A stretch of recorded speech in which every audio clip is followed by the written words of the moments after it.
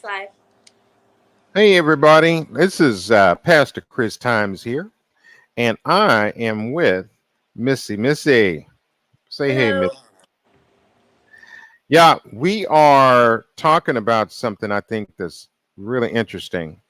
And this particular topic came up when we were talking this morning, and we thought it was so important and slightly controversial to some or for some. We thought we'd just go ahead and bring it to you all, to the public. And we're talking about a hot topic, uh, racism, right? And we're talking about an angle that maybe some of you have heard of, and maybe some of you haven't heard of. But we're talking about abortion, birth, dearth, immigration, and this racism piece. And so I got Missy here. We're going to collaborate on this. But first, we're going to play a piece of this video. And this video is pretty amazing. This is Jane Elliott. She's a teacher, renowned teacher. She goes all over the world teaching about racism and white privilege, as a matter of fact. And she'll say some things that I think you'll find interesting. And let's see. You ready to go, Missy Miss? Yeah, I think the juicy part starts at like 30-second mark. So just 30 jump right second in. mark. Yeah, but like you can let them listen to the beginning because then they'll know about the book. That's what I'm doing. I think I've got it queued Yeah. up. Okay. This is cool. I didn't know you could do that, Chris. Yes. Let me That's try to awesome. play it.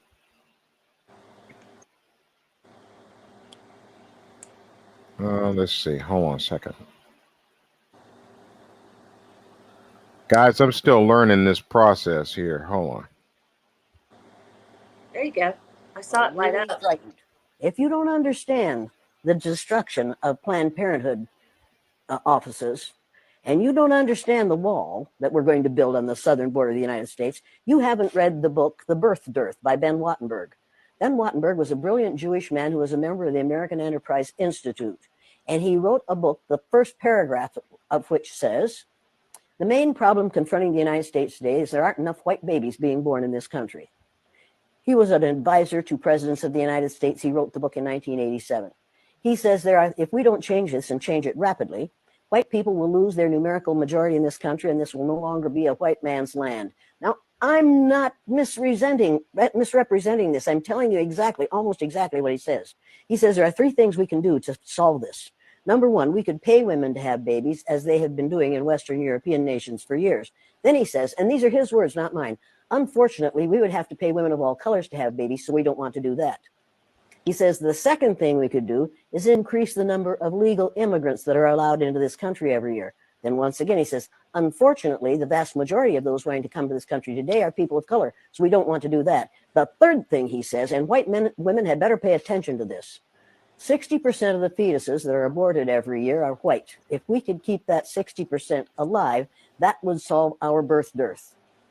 Does that sound like racism to you? Can you talk a little bit about the trauma associated with the trauma associated with it? Yeah. One of the main traumas is it tells white people that they are superior because of the lack of melanin in their skin. And then they find out suddenly that we've got a black president. That's traumatic. That's where their trauma is. Living a lie, finding out the truth is traumatic. Finding out now, recently, that within 30 years, white people will be in the numerical minority in this country is going to be traumatic.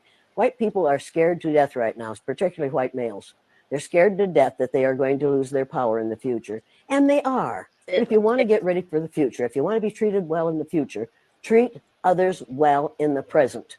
What we do in the present constructs the future. We called the Japanese, and you'll pardon me, but this is what we call them, slant-eyed little yellow. We didn't say that about the Germans. After the war, we rebuilt Germany and Japan, and we get along beautifully with the Japanese. That was in 1945 that we finally won that war. How many years ago was that? Figure that out quickly. I'm not a math person, but You're not a yeah, math person, but you know it wasn't that far. Right. And it didn't take 50 years for us to have peace with the Japanese and the Germans, even though we dropped 2 atomic bombs on Japan. The Japanese hadn't killed 10 million people. Nowhere near that. We didn't drop any bombs on Germany, any atomic bombs on Germany. They were a different kind of people. We couldn't afford to do that.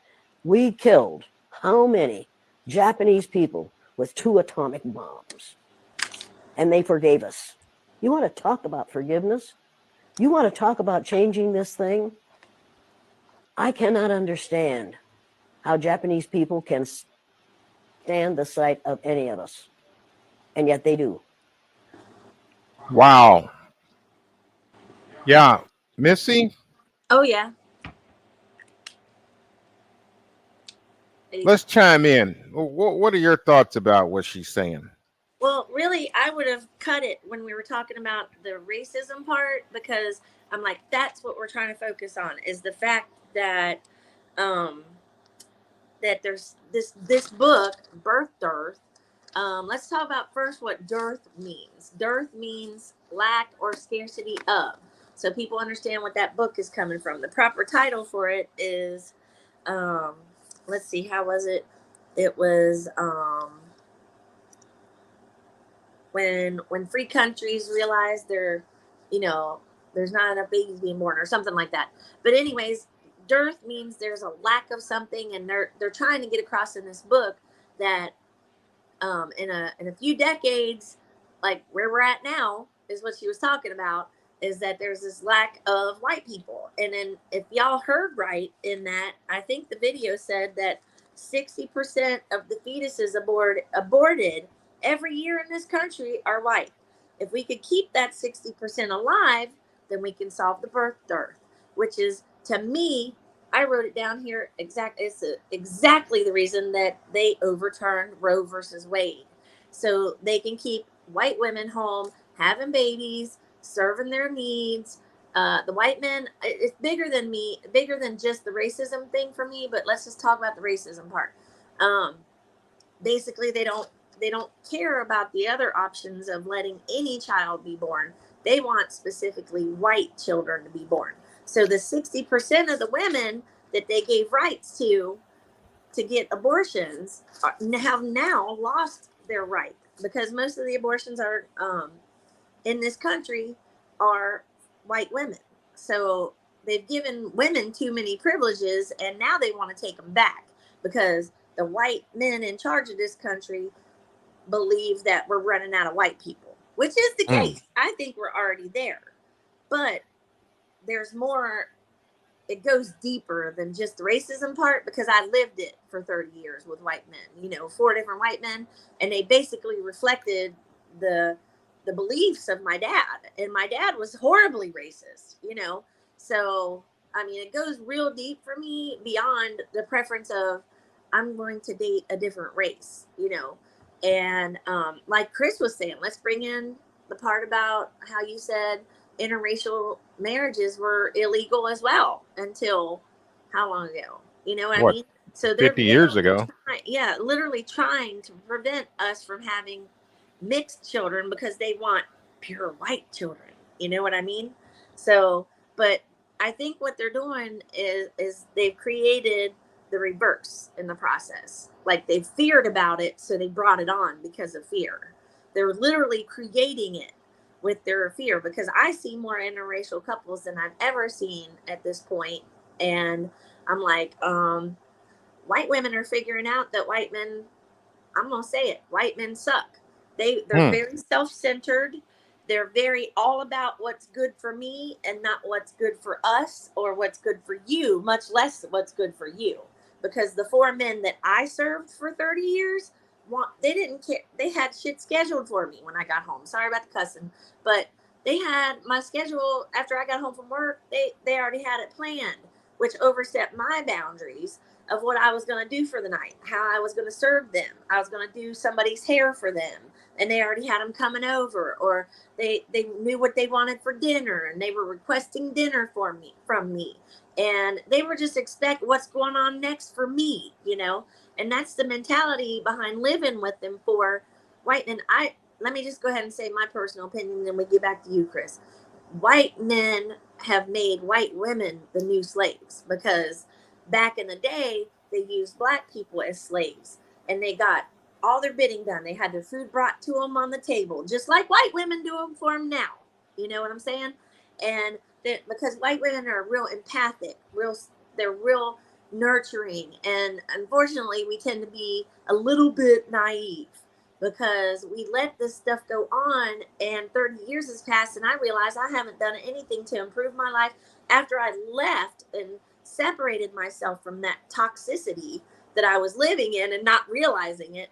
Then now I can see, I'm like, women need to be brought, this needs to be brought to our attention, because now they want us barefoot and pregnant like we were in the 50s, making tons of white babies so they cannot run out of white children. You know, they want to program the next generation of white privilege, and they're running out of white people to do that with.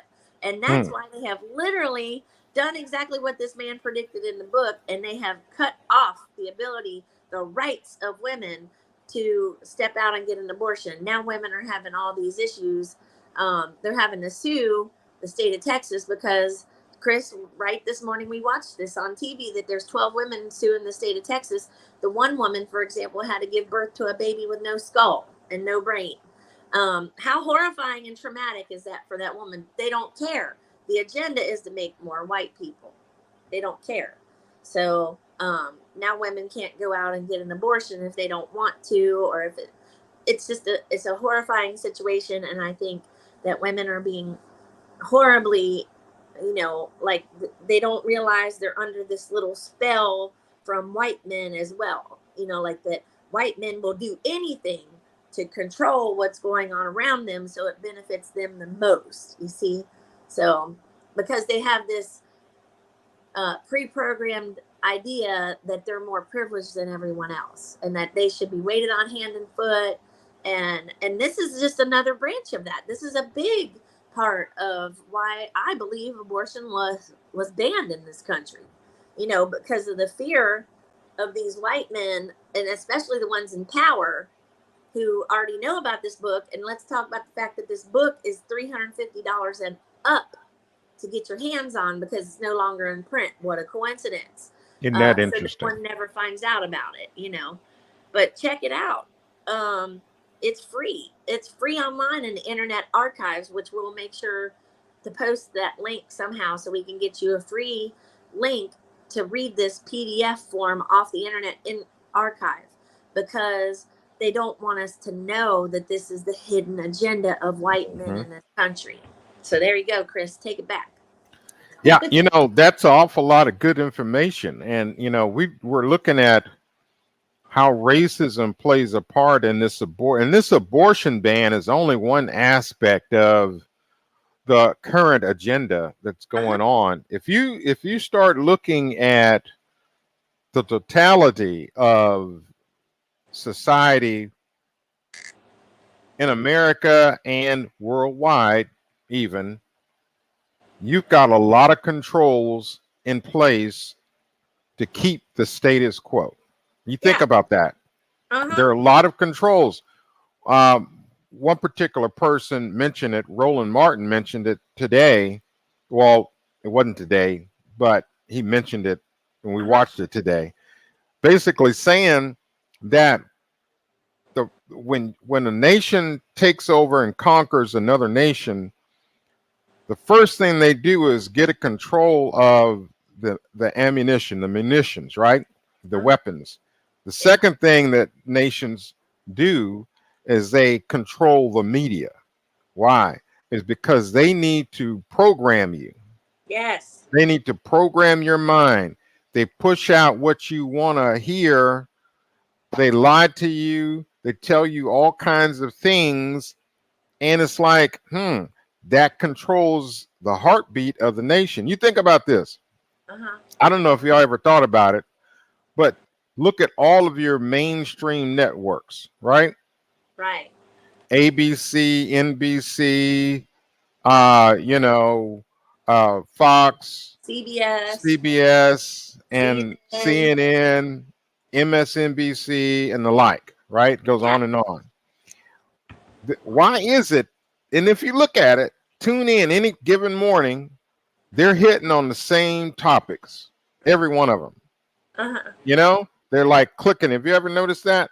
They're clicking on the same topics. What they do is they plan this stuff out like talking points, and here you go. You know, this is what y'all gonna talk about today. And it's very interesting because these things are planned. They're pushing out a message. Yeah. Look at any dictatorship.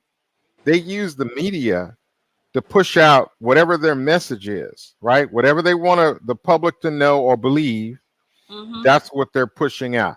And there are lots of things by the same token that they won't say, right? They won't have, mainstream media will not interview this lady, Jane Elliott. Yeah. They won't do it because she's going to tell it like it is. Yeah. And so people don't want to, the people that control the media and other world systems, they're not interested in being equitable or ecumenical. They're not going to give you information that's going to feed your soul, right, Missy? That's going to feed your spirit. What you're going to get on the news. About the agenda. There's an agenda being pushed, and to me, if you can come back far enough and take a big look at it all, then you can start to see how even the stuff going on in other countries lines up. It aligns with what they want for this agenda to be rolled out. Their agenda is to start creating more white people so they can continue to stay in white privilege. But I believe, because I'm a believer in things balancing itself by what these people are fearing, they're creating exactly the problem that they're trying to solve. But not only that, but I think that things are changing in a world that they weren't counting on when they came up with this agenda, such as white women are saying, screw this shit. We're tired of serving the white men. Sorry, I cussed again. But we're tired of being, me personally, after 30 years of no real satisfaction, of giving 100% of myself for 30 years, and I walk away from a relationship and have to leave everything I own to get away from this man. You know, I think there's some spiritual ties in there too, that there's an agenda of the dark, what we would call the enemy, to continue things on the path that they're on right now. But I also believe that God's already done some intervention that they don't realize has happened. We've evolved as well. Our thoughts and feelings, we're being attracted to different people because we don't like what the white man is putting out now, you know. And I'm going to go as far as to say there's a lot of people in this country that might be Trump supporters, that are backwoods hillbillies like my family came from, racist people back in the woods. What you don't know, you're afraid of. You know, what they don't know about makes them scared. So I think that these kind of people exist, and that they're a dying breed, and that fear is causing everything that they're afraid of happening to happen, and that these women are going to wake up, and that they're going to quit serving these men, and they're going to realize, I don't want to have no more babies, you know.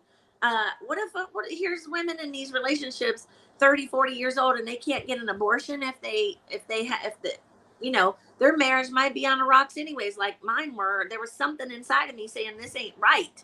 The way I'm treated isn't right. But it's kind of like this hypnotic state that you get in after you spend time with somebody. You start, you know, taking on some of their habits, or you might even say some of the same phrases they say. Well, that happens when you're in a toxic relationship. It keeps you there. And you think that, oh, it'll just be okay tomorrow. I'll go to sleep and wake up and it'll be better tomorrow. It never gets any better. If you're in a relationship that something is telling you in your mind that it's not right, you need to exit it, because there's something coming that's going to keep you trapped there. You know, you might get pregnant and have another, you know, with this other man. But what I'm saying is, you've got to open your eyes and open your mind and stand back and look at some of the agendas that are being pushed by other countries and their leaders, the communist leaders, and Trump and Putin, all of them working together. And then we've got Rex over there in BBC, that they all have this white agenda going on, you know, to keep people in, the people in power that are in power. I just heard on the news that they're trying to, the Japanese or whoever is not trying to let go of fossil fuels. They don't want to let go of anything from the past because they're so heavily invested in fossil fuels. There's an agenda to keep fossil fuels as the fuel that we use on this planet. But the earth is fighting back. The earth is saying, no, you can't do this. I mean, look at the heat we're sitting in. They don't know what's going on and they don't know what's best for our planet. So we got to wake up and realize and walk away from these people and quit and realize that there's an agenda behind it all. And they want us to stay locked into those unhealthy relationships, those toxic relationship with these white men need therapy. They need an awakening. They need to wake up. These women make the world. I know when I was in these kinds of relationship with these unhealthy men, is that I was creating everything in the world so it was perfect. You know, they didn't have to ask for nothing. They didn't have to request. You know, I was ahead of the game. I was spoiling them ahead of the game. And this is what they want. They want slaves that will serve them obediently, but with their own permission. They're giving themselves permission to stay there. You know, it's like that syndrome that kidnapped people get. You know, they start serving their master and standing up for them rather than walking away from Stockholm syndrome. that's it. And it's like a hypnotic spell almost. And then until you get outside of it, you can't see that you were really glazed over and thinking that fooling yourself into thinking things were going to change Well, for maybe this is a perfect yeah. point that you can make. Maybe drill down on it a little bit, Missy, because there might be, or more than likely will be, some women who are watching this today, and they might be in that situation. Could you Yeah, explain what that Stockholm syndrome is like, or maybe sure. express some of your thoughts and feelings and experiences about what it was like for you? This is good because this gives me a little therapy, help me process my past a little more, forgive myself a little bit more. Because once you get out of it, you're like, okay, well, it happened with my first, didn't really happen with my first husband. My second husband was the one that, you know, we came, what it was is that I had been, let's just go ahead and go deep. I had been sexually molested when I was a child, and this man was abusing me. He said, oh, you're just whatever, you're just whatever. And the more he abused me, the more attracted I was to him because that's what I was treated like growing up, someone who treated me poorly. And I didn't realize I was kind of under that spell from childhood, you know, and that I was living from that trauma instead of being able to discern that this man doesn't like me. He's treating me horribly, you know. Instead, it felt comfortable because it was what my dad did. He talked to me horribly. So that's how they got the second guy got his hooks into me. And then he charmed me, made me think everything was okay, and you know, and come to find out he had this ex-wife and he wasn't paying any child support, and I was already living with him, and I was thinking, well, it's going to get better. And then I go in the closet and find credit cards with a different name on it, that different last name. This man is stealing from people. I'm still living with him. I'm still naive. I'm still dumb, but he's got me cut off from my friends and my family. And he actually talked me into quitting my job because he wanted to earn the money, trying to make me feel like I wouldn't have to work because he was going to take care of me. And then we ended up moving across town and we got further away from people. Next, got his hooks into me deep. And he starts talking me into doing like smoking weed because I'm a bitch. If I don't smoke weed, lighten up, have a next thing you know, it's doing blow. It's like you know, let's do this, and you're being a bitch if you're not hanging out with us and being cool. Then you need to leave. You know, it starts like that. You need to get out if you ain't down with this. Where do I have to go? I'm 30 miles away from my home, away from my family. They separate you from everybody else, and in some cases, I'm sure nowadays it's not even taking that much to keep women where they are because he bamboozled me in an alternate state. He got me to do those things, and then he programmed me with negativity about myself. Then I would stay submissive to him. You know, he abused me in ways that I can't even talk about on here. But he got in my head when the drugs started coming in, that you're in a more receptive state. And I'm not saying that we aren't in the regular state of mind, because you are. You just don't realize it, how much you're letting them get into your head. And then next thing you know, you've wasted 10 years with that person. And then all of a sudden this big fight happens or a big showdown happens, and you get ripped away from it, because your real desire, after realizing you have been bamboozled by this person, is that down in here you want out. But up here you're not there yet. So you start pulling in ways to escape. And then like this big showdown happens, and then you finally rip apart. And like when he went to jail, we finally ripped apart. And my mom had an opening to get into my head instead of him filling my head full of it all the time. And the problem with us women is that we just absorb what the men say, like it's king, like he's king, like, yeah, maybe I'm not as smart as you, or maybe women who aren't educated, I'm not as smart as him, maybe he's right. It's called gaslighting, when they make you feel inferior without even you realizing it, because they're like, no, that's not how it works, because then they overspeak you and they say it with some power behind it, and then it sounds intimidating. And then you just go, okay, yeah, you're right. So 10 years later, you realize that this person has been bamboozling you and putting things in your head, and you're not even listening to your own this and here, that you're not listening to what your desires are, and you let everything go that mattered to me. I didn't try to go to school. I just knew this man was going to take care of me, and that as long as I did good for him, that I would have an okay life. An okay life is not acceptable for me anymore, and it shouldn't be acceptable to anyone else, because especially if you have children, you have more resources than anyone who doesn't have children. You can get out faster. You have more resources if you have a child, because the state will help you care for that child. You can get housing, you can get WIC, you can get food stamps, you can get all of it, and you can get out. That may not feel good to your pride, but you can get out. And sooner or later, doing those things are going to become more important to you than staying there. And I didn't have those things to lean on because I don't have children.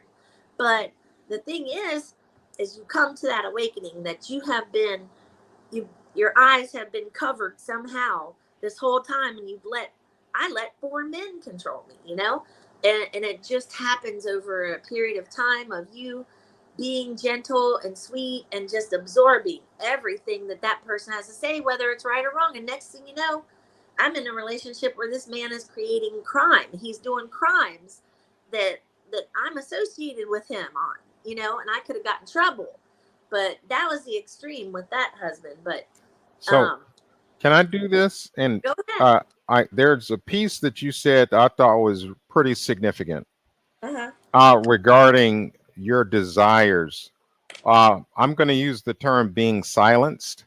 Um, there's a piece, there's a scripture that taught, let me see if I can look it up right quick, that talks about what wives are supposed to do and what husbands are supposed to do.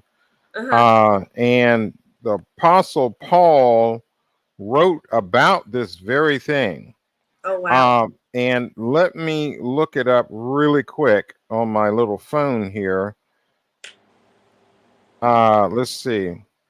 There's a scripture that talks about wives and how they are to live for their husbands. And there's another one that talks about husbands, but we'll get to that in a moment. And I think that's something to explore. Before I forget, I want to talk about how you said that Black women have their own identity. Well, white women don't have that. Oh, can we hit this real quick and then go to that? Because I think that's okay. I want to touch that though. Ephesians chapter 5, Okay. verse 25 through 33.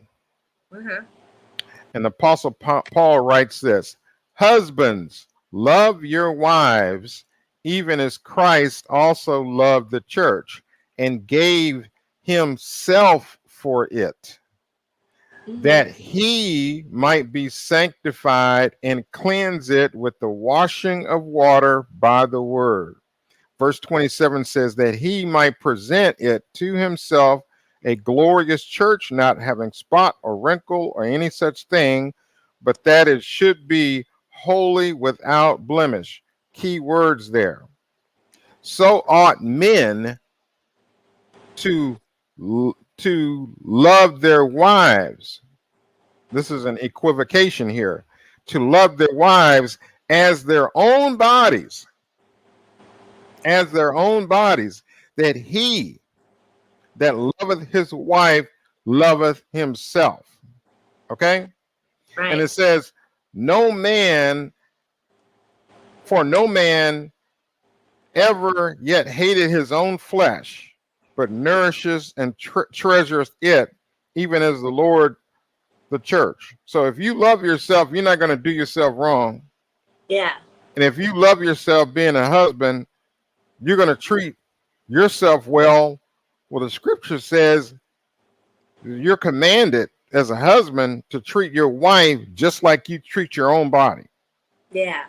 That's not what we're in this bit we're talking about how you've been a slave and all that. That don't sound like that. That sounds like some stuff that we'll dig into. For no man, okay, and then it goes, for we are members of his body, God's body, right? And Right. his flesh and his bones. Mhm. For this cause shall a man leave his father and mother, and shall be joined unto his wife, and they two shall be one flesh. Okay. One flesh. And then it goes further and talks about the wife. Nevertheless, let every one of you in particular so love his wife as himself, and the wife see that she reverence her husband, right? and Uh-huh. and and it goes further and talks about how that goes. That's what the husband is commanded to do, but Yeah. we don't see that really. And if you go further, there are other scriptures talking about how a wife is to live for her husband, Mhm. and the husband is to love his wife enough to sacrifice his life for her. But we're Yeah. not seeing that when it comes to the dynamics that you're talking about. And I Yeah. guess that might typify a lot of relationships, a lot of marriages where the man will dominate the wife and, like, say, you serve me. And the truth And is, over abuse it. Yeah. yeah, the truth is that's not what the Bible says, right? Mhm. What do you think about that, Missy?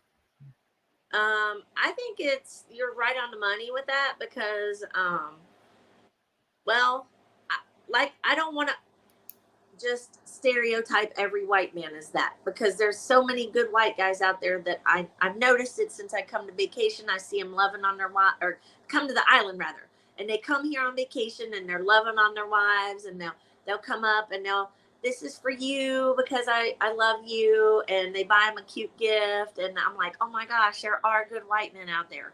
So it's not all of them, but there's a small, I want to say a niche, like, of people that may have like problems in their past, or they haven't been loved properly in their childhood, so then they reflect the love that they were given to their wife as they witnessed their mom and dad doing, and that makes me wonder, hey, these guys parents were really screwed up because this is the carryover of learned behavior that they got. They didn't learn it from the Bible. If they learned from the Bible, they would have loved their wives right and treated them right.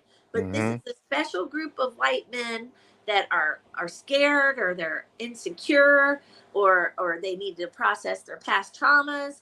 But they're over asking of women because they believe they can't do those things for themselves. There's some part of them that says, I need someone to take care of me. I need someone to to to babysit me or something. It's almost like babysitting, but an adult male. Like, literally, Oh yeah. what are we eating tonight? What am I wearing tomorrow? What are we, men that can't make decisions for themselves or they feel inferior, you know.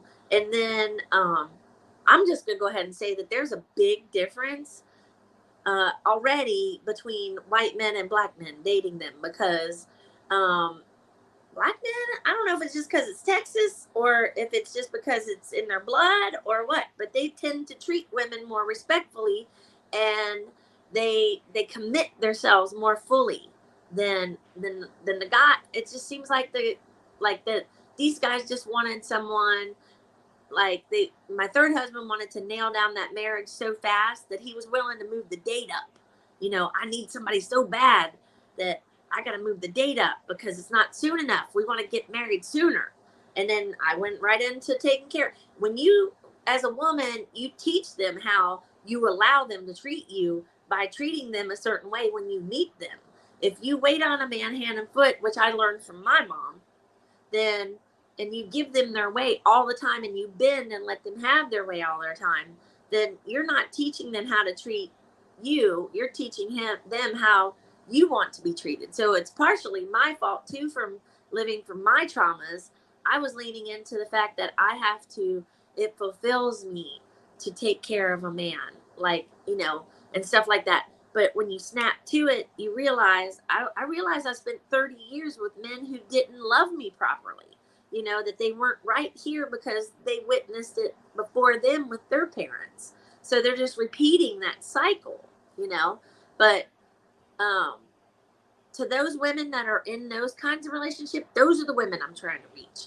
I mean, I know there's plenty of healthy relationships out there. There's plenty of good relationships, but there is an audience that I'm trying to attract, that I am attracting, that I'm going to tell this stuff to, you know, because it's happening without them knowing it. And it is kind of like lifting the veil or looking at it differently, because when you look at how much you've given out, and then I had to walk away to get out of a horrible relationship. I had to leave everything that I bought and paid for myself, you know, and then this man getting away with his credit being 700 and keeping an extra car because I can only drive one out of the driveway. One belonged to my dad. I'm like, and then he got to stay living where we were living. I had to go bounce around to Airbnb. This man did not care. He didn't care. The only reason he didn't care is because I was no longer serving his good. And does he care? Tell the truth. Does he care right now?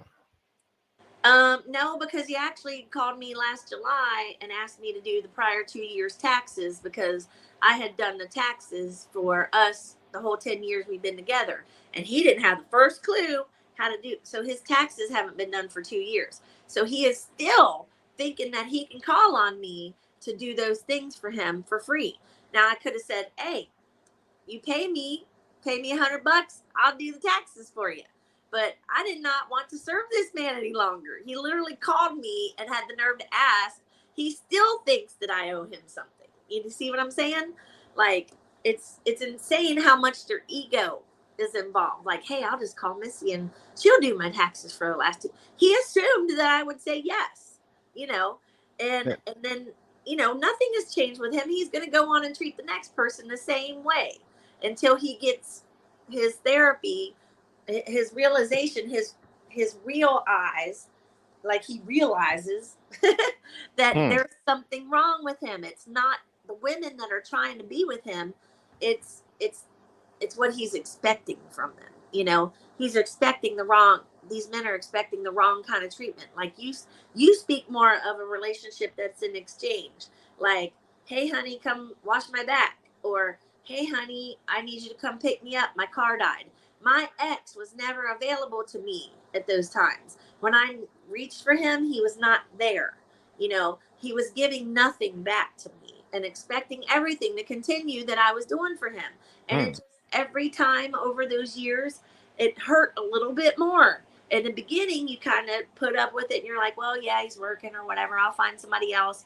But when you have a car accident and you smash your head on the steering wheel and your nose is bleeding on the side of the road and you call for your husband and he's at work and he won't come or he ain't answering the phone, that's an unfulfilling relationship. You know, I went into the hospital on sweetest day at work because I think I overdid it with my ADHD medicines when I was working back at Kohl's in Ohio. And I was 40 minutes away from him. He was putting a dishwasher in and wouldn't put down what he's doing to come tend to me at the hospital. Now, that if that's reflective of what's going on in your relationship, that's a one-sided thing. He's not willing to give back to you like you're talking about with the Bible verse. He's not willing to love back to you because he's never experienced that kind of love. He only experienced the relationship of his mother and father where there was cheating going on. You know, he couldn't love any farther than what he witnessed or what he learned. He didn't have good parents that treated each other lovingly, you know, but you can fix those things. The point is these guys can be fixed if they would duck their heads for a second and come off of their pride and go get therapy and go get this trauma worked out to where they can. What I'm afraid of is that these white men are going to run out of people that want to put up with them, you know, or they're going to have to find someone who's either going to put up with them until they die and repeat the behavior, or they're going to have to find a woman who's willing to. They're going to have to work with them. You know, they're going to have to go to therapy. They're going to have to give and take because women they're so sick of the stuff that's been going on in society, not only the abortion stuff, but there's so much that pushes us down. Like pay hasn't been increased yet. We're, you know, not necessarily getting paid what men are getting paid. I mean, there's just so many aspects to it that I'm just tired of seeing women suffer. And I know the depths of suffering that I went through in my 7th, 8th, 10th year with like this. And you don't have to let it go that far. You have to realize what's going on around you. If you're not getting anything back out of that relationship, you're taking care of the kids. They're working all the time. Whatever you've got to get out of it, because that's what they're doing to you. They're stealing all of your energy. And yeah, you're supposed to take care of your kids. You're supposed to take care of your house and stuff, but you don't have to put up with being treated as you're a slave, you know, being treated as less than, you know, not being loved properly. But you have to come to that realization on your own. You have to let that unfold, and which it will, because it did for me. You know, it took me 30 years to realize I was with the same man that I left in the first place. When I left home at 18, I left my father sitting there who said, "You'll never be anything. You'll never amount to anything. You mess everything up that you touch. Instead of being everything that I touch prospers, it was you screw up everything. You never finish anything." I mean, all of that programming made me pick a person that was just like that. And that's what I'm afraid of with these white men thinking we need to make more white babies, because 60% of the fetuses aborted every year in this country are white. So if they can prevent that from happening, then they can stop the birth dearth, you know, the lack of white people, and they're afraid they're going to lose control in Congress, in the country, in the world. These white men specifically, are scared of this kind of information coming out, like, because the book has been out of print for how long? I don't know how long it's been out of print, but you can't get your hands on one unless you got $300 or more. Like you said, Chris, the rich people are the only ones that can get their hands on this book, but I got a link to the free copy. So. Yeah, it's information is power. And there's a piece about, you know, the difference between cultures. So black women, from my perspective, I remember my mom, she had her own identity. Mom did do a lot of those things for us. You know, she cooked, she cleaned, she did a lot of stuff. Maybe she felt like, you know, she was not appreciated enough, perhaps, because dad was the silent type. He grew up on the farm. But the thing is that we all loved her, appreciated everything she did for us. But she still had her own life. My mom had her own career. She was a school teacher, a master teacher at that. You know, she was allowed to explore, have her own thoughts. My mom had a library within our home, literally, and it was in the study. And mom had all of her favorite, you know, literature in there. You know, and she didn't mind sharing, you know, with us. Now and then my mom had a lot of other things going on too. Social commitments and things that she did with the Yeah. church and so forth. I never saw dad trying to control mother ever. Yeah. And so that was a difference there. I remember even my grandparents, the same thing, you know, um, same types of things. And so it was, and every aunt that I can remember, all of my aunts, it was the same thing. In the black home, in the African American home, the mother is the center of the universe, right? So everything revolves around her, Yeah. right? Everything revolves around her, and we're taught to that your mom is your queen. One Yeah. of the things that we call them fighting words is that you could talk about anything you want about me, but you bet not bring up my mother because them's fighting words. Yeah. I remember when we was kids, we was in middle school, and we would do something called the dozens. And the dozens is basically when you hang around each other and you start just, we call it capping on each other, talking about each other and stuff like that, making fun of each other. It was always fun and good. It was always well and good until somebody started talking about the folk mama, you Right. know, and oh my gosh, you talking about fighting, Yeah. fist fighting. I'm talking about mad. Just, it wasn't laughing. Nobody's laughing no more.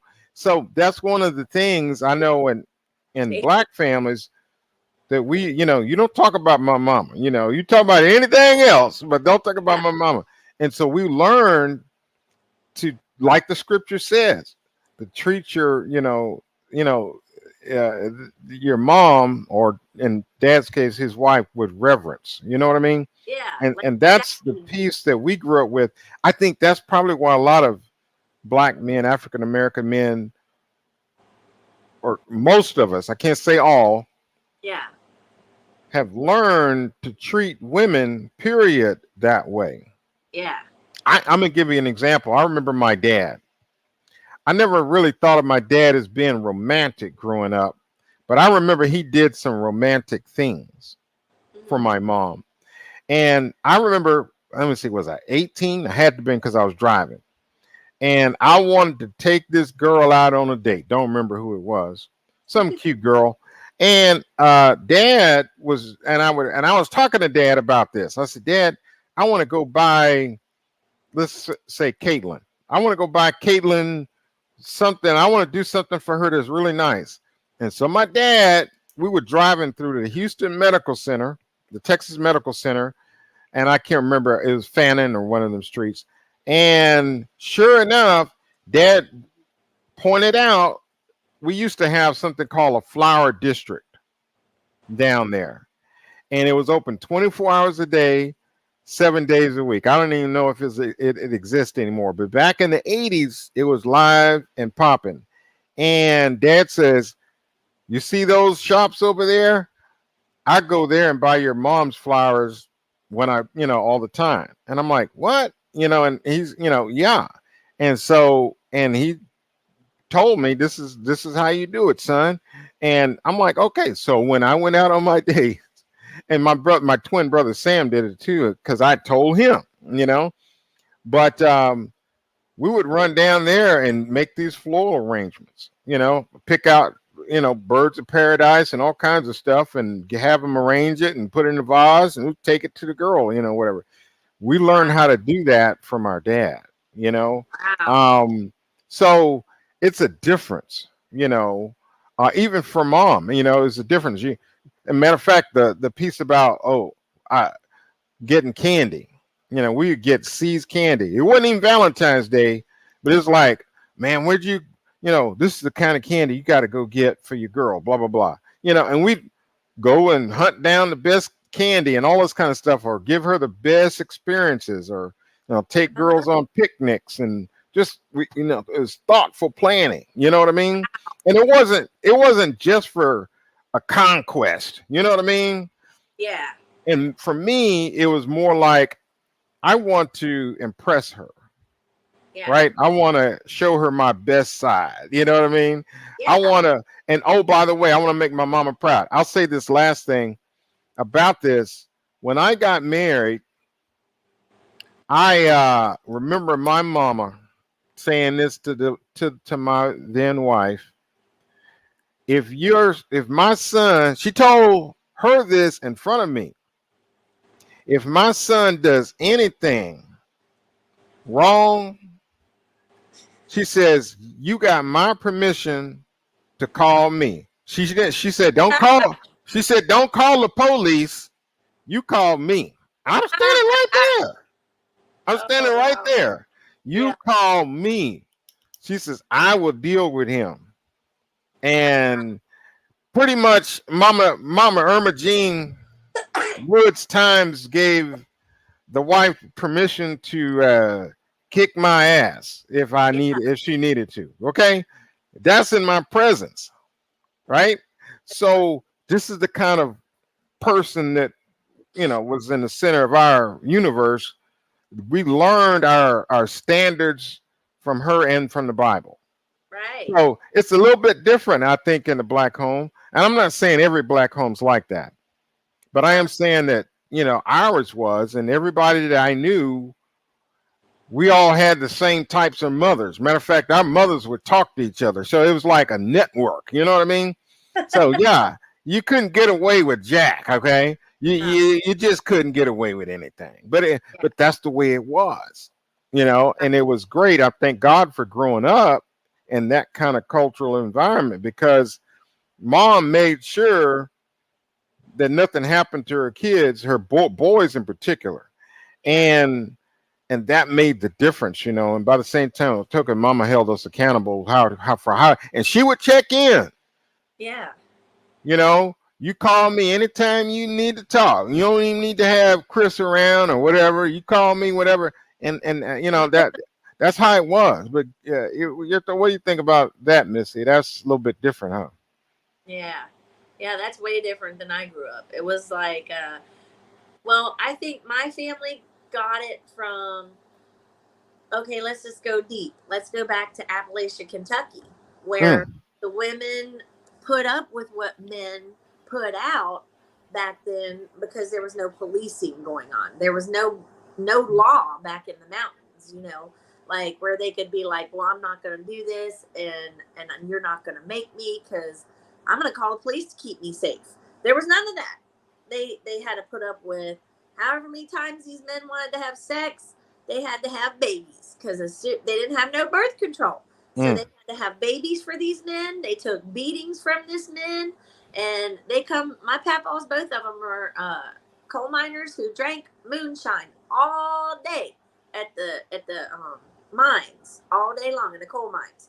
And then they come home, and I have to say that they were probably just a little bit resentful that their life was so shitty. They had to go to the coal mine and work all day and risk that it was going to cave in on them, and just to make this little amount of money that was barely going to get them by paying their bills. And they had to grow their food. So the whole family participated in taking care of the land, so they could bring in that harvest. They plow, the boys and would go out and plow the land. The girls would pick the vegetables, whatever, however it worked.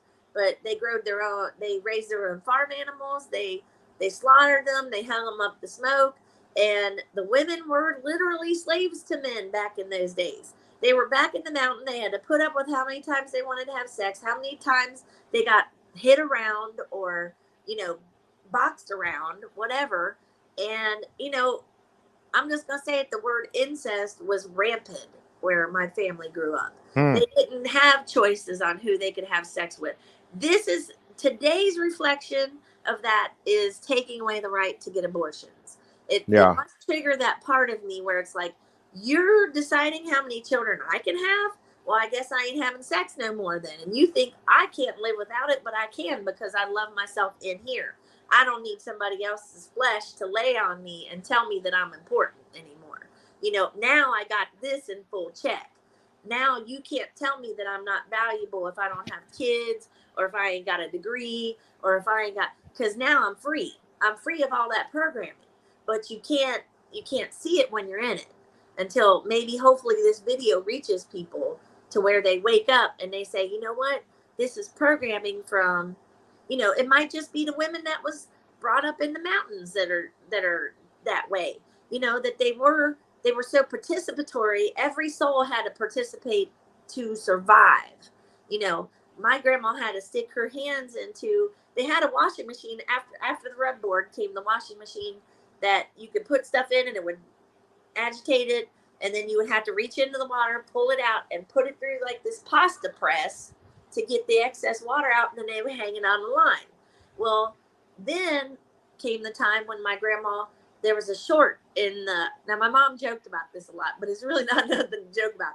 There was a short in the electric after they got electric and they plugged that machine in, that washing machine, and then every time you reached into the water, not the man, but the woman had to reach in that water and get electrically shocked to pull that stuff out and put it through the press to get the excess water out. There was like 2 wheels that you put it through at the top of the washing machine, and it went through and it squished out the excess water, but you had to reach in there first. And it was like, my grandma would get shocked regularly. She'd be like, okay, 1, 2, 3, and go in. This is the kind of stuff that my family went through. And she had 13 children, but how many lived? I think only 11 lived. She miscarried or had breech births. She's lucky she didn't die back in the mountains having those many children. They didn't have doctors delivering them. They delivered them right there on the mountainside, honey. And, I think maybe that's what came through also through my bloodline, that I was kind of trained, and witnessing my grandma take care of my grandpa hand and foot, and then my mom take care of my dad hand and foot, then I began that behavior. And I participated in my own prisoner, my life in prison to a white man, because that's what I was taught to do. But there are many women, maybe the white women out there today are more of a modern version of that, because they're kind of like, the men make you believe that you can't survive without them. That just because you got a degree that's 20 years old, that you can't go out there and start over again somewhere and get new education or get 2 jobs to make it, because your kids are grown. It's only you taking care of you now. Your kids are off living their lives. I'm hoping to reach those women that are blind, that these white men, and like I said, I see a stark difference in the way black men, probably because of the way you were raised to respect your mom, you're going to respect other women that way. But white men were never treated, these mountain men were never taught by their moms to be bad. They were taught to run the show, because my grandpa Fox would just beat my grandma Fox, if she didn't do what he told her to do. And they became submissive that way, under the man's thumb. But it's a different hypnosis these days. It's women all across the country saying, I guess I'm going to have this child because I can't get an abortion now. Or, this man wants to have sex with me tonight. And now they're trying to, what they're saying is the next thing is birth control. They're trying to remove Plan B off the shelves right now. And they're literally trying to take away our ability to not have children. And that puts us back to that mountain era, where my grandma didn't have a choice if she's going to have sex. And then if she didn't want to have sex, they just hold her down. And that's anyways, they rape her. A man would rape his own wife to have sex, to give himself pleasure. And the woman would just have to have the baby. And then she's not stuck, but today you can get babysitters and you can do things. But back then it was the woman had a ball and chain around her. Now she's got, instead of 8 children, she's got 9 children. And then when the other children get old enough to start doing chores and taking care of them, they got to come and start doing all that too. So it's just an ugly cycle. And if I don't wake up any more than those mountain women, that's okay. We'll start there. But there are other women that are serving that in a more modern way. They might have a degree that's old, or they might think, oh my gosh, all I know how to do is take care of kids. How am I any use to anybody? Well, you can find ways. If you open your mind, you can get out of those. But this is no longer a thing anymore. We don't have to deal with this, because this woman right here on this piece of paper, I took 3 pages of notes from that video. We watched it all the way through. And there are 3 pages of evidence that we no longer have to put up with this. You don't have to have sex. You can be celibate. You can be, what do they call that? Abstinent. You can be those things and respect yourself and not have to have a child for anyone anymore. You know, you can still go get birth control. You can still go get the Plan B, and you don't have to feel trapped into having. If you're married and you are pregnant right now, I don't know what to say, but you can get out now because you have a child. You've got resources out there. That actually opens doors for you. It doesn't constrict you more. It gives you more power because now you can go to the state and apply and get it because you may not have an income, which is the perfect time to go apply for the things that are put in place to help you. You know what I mean? Don't feel trapped because you don't have a job and you're pregnant and you're married to a man who has a lot of power. You know what I mean? Or has a job and he's running everything. You can take back your power, you know? And the big deal is just realizing that this person who wrote this book in 1987 was on the money because it's here, 87, it's been like 40, 50 years or whatever. Hello. It's all happening. It's all happening just like you said in the book. They're taking away our ability to abort children and because they're scared, they're already running out of white people. You know, I mean, it all ties in together. It makes so much sense. But It does. My big thing is we need to set some women free. We need to set some women free, break these chains that these white men have over them. They just got the next set of slaves, as they just turned the white women into the modern day slave, and people don't realize it yet. They haven't realized that these men are just using them to make everything. When they come home, their drinks in their hand, their showers are ready, their pajamas are laying there, or the woman is just taking care of the babies and shaking her head yes to everything that he says. That no longer has to live. We have a voice. We have a voice to use, and our opinion matters. So I have a lot of passion around this subject, and I just think it's a miracle that we discovered that Birth Dearth is behind all of this, you know? So that's amazing. Yeah, I mean, you can go where you want now because I pretty much got out what I wanted to say. Well, I think that's very powerful. I'll just wrap it up with your words. You can take back your power. Yeah. And I think that's a good summative statement right there. Thank you for your contribution, Missy. This is a great. And I think women who need this, it's going to resonate in their soul, and it's going to put that seed in them to be like, what's going on around me now? They'll be more aware once they watch this video, because they'll be like, okay, yeah, he didn't ask my opinion there. He planned that for me ahead of time.